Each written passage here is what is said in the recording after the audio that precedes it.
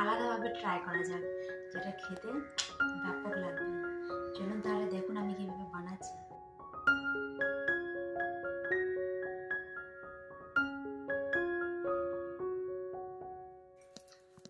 দারুণ।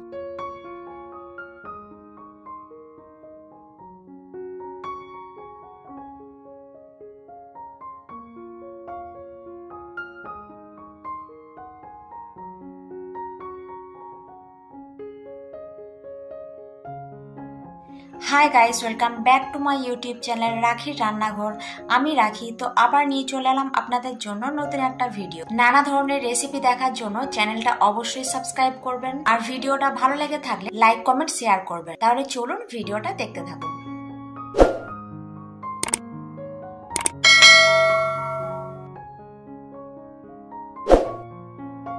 ক্রিসমাস আসতে কিন্তু আর বেশি দেরি নেই, তো বাজারে অত দাম দিয়ে ফ্রুট কেক কিনে খাওয়া থেকে বাড়িতেই যদি আরো হেলদি অ্যান্ড টেস্টি ভাবে যদি বাড়িতে বানাতে পারেন তাহলে কেমন হয় বলুন। আজ আপনাদের আমি খুব সহজ ভাবে খুব টেস্টি একটা কেক বানিয়ে দেখাবো। তার জন্য আর কিছু নয়, দুটো ডিম নিয়ে নিয়েছি। আপনারা ডিম ছাড়াও বানাতে পারেন। তো ডিম দুটো ফাটিয়ে ডিম দুটো দিয়ে দিচ্ছি একটা বাটির মধ্যে। এবার ডিমটাকে খুব ভালোভাবে ফেটানোর জন্য আমি এখানে একটা হ্যান্ড ব্লেন্ডার নিয়ে নিয়েছি। আপনারা হাতেও কিন্তু খুব ভালোভাবে এটা ফেটিয়ে নিতে পারেন। তো আমি এখানে হ্যান্ড ব্লেন্ডার দিয়ে ডিমগুলোকে ভালো করে একটু বিট করে নিচ্ছি।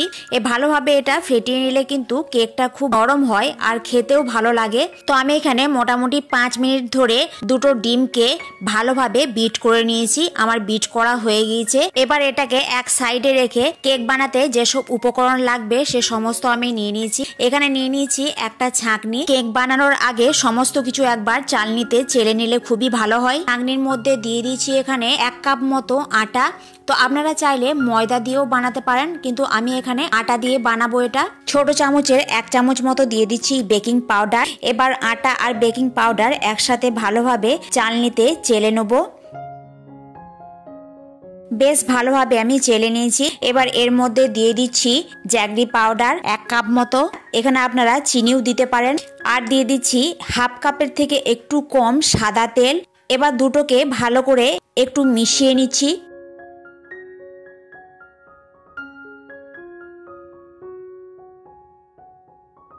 এই মিশ্রণটা খুবই ঘন মনে হচ্ছিল, তাই 1 চামচ মতো দিয়ে দিলাম দুধ দিয়েও ভালোভাবে মিশিয়ে নিচ্ছি। তো আমি এখানে মোটামুটি 2 চামচ মতো দুধ দিয়ে ভালোভাবে বেশ একটা স্মুথ ব্যাটার তৈরি করে নিয়েছি। তো সমস্ত কিছু মিশিয়ে নেবার পর যেহেতু আমি এখানে ডিম ব্যবহার করেছি, তাই একটু ভ্যানিলা এসেন্স দিয়ে দিচ্ছি 1/2 চামচ মতো। তো এটাকেও দিয়ে ভালোভাবে এর সাথে কিছুক্ষণ মিশিয়ে নিলাম।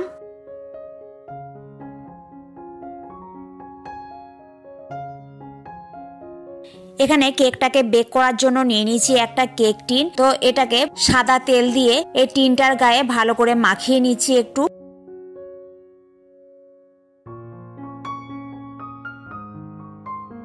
সাদা তেলটা বেশ ভালোভাবে টিনের গায়ে বেশ ভালো করে মাখিয়ে নিয়েছি। এবার কেকটা যাতে তলায় ধরে না যায় ওই জন্য একটু গমের আটা দিয়ে চারিপাশে একটু ছড়িয়ে নিচ্ছি। আপনারা চাইলে এর মধ্যে কিন্তু বাটার পেপারও দিতে পারেন। তো সমস্ত আটাটা ছড়িয়ে নেবার পর এই যে মিশ্রণটা দিয়ে দিচ্ছি।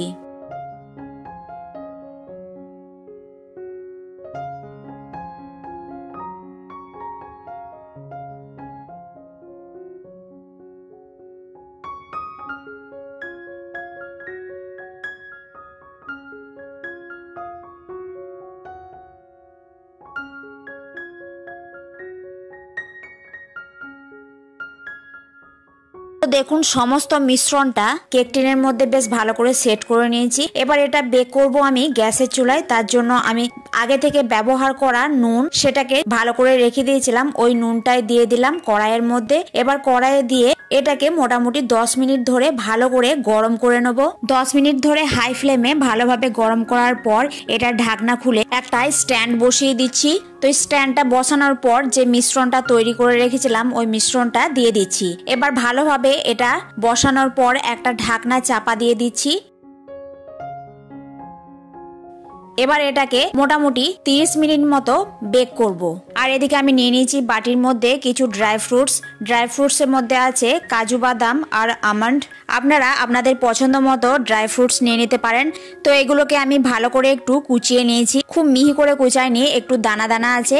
তো একদম লো ফ্লেমে কেকটাকে কিছুক্ষণ ধরে মোটামুটি 10 মিনিট ধরে বেক করার পর এটার ঢাকনা খুলে এই যে কুচিয়ে রেখেছি আমন্ড আর কাজু বাদাম এগুলো একটু ছড়িয়ে দিচ্ছি।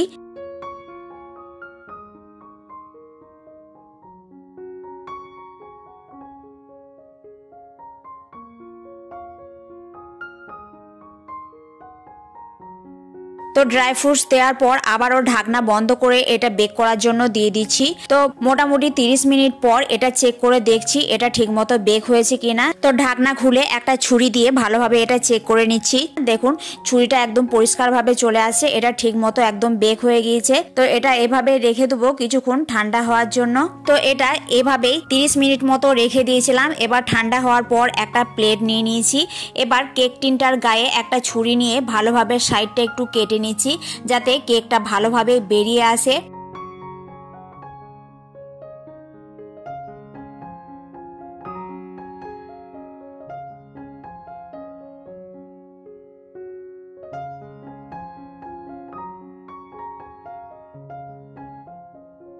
চলুন তাহলে কেকটা একটু আলাদাভাবে ট্রাই করা যাক, যেটা খেতে ব্যাপক লাগবে।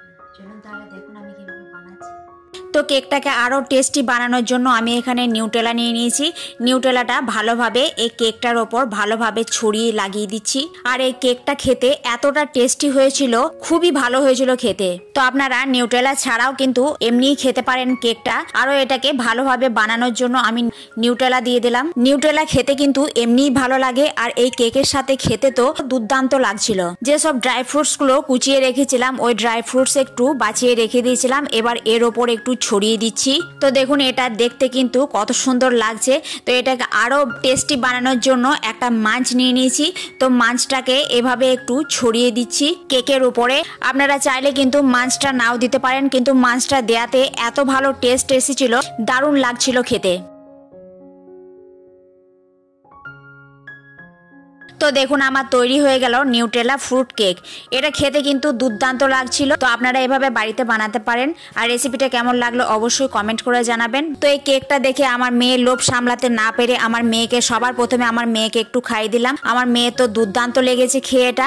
আমিও একটু টেস্ট করে দেখলাম, আমারও কিন্তু খুব ভালো লেগেছে। ভিডিওটা ভালো লেগে থাকলে লাইক কমেন্ট করবেন।